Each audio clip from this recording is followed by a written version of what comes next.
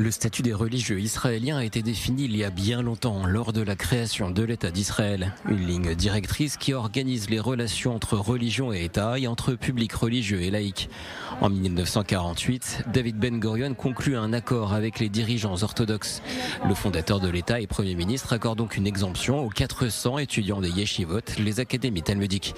Une exemption à condition de se consacrer exclusivement à l'étude des textes sacrés. En échange, les dirigeants Haredim apportent leur soutien à un État juif et laïque.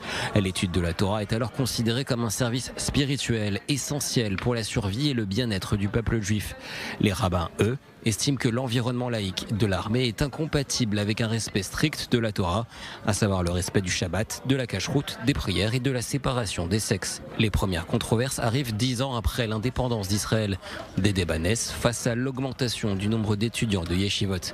David Ben Gurion lui-même écrit ses doutes au grand rabbin d'Israël, Yitzhak Herzog, grand-père de l'actuel président. Lorsque j'ai exempté les étudiants des yeshivas du service militaire il y a 10 ans, leur nombre était faible. Et comme on me l'avait dit à l'époque, c'était le seul pays où il restait des érudits de la Torah. David Ben Gurion salue cependant l'engagement des Haredim dans la guerre d'indépendance et dans la défense de Jérusalem.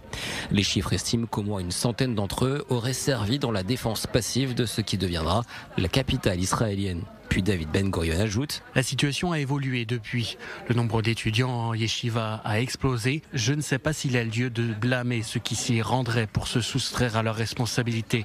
J'aimerais croire que cette affirmation est infondée.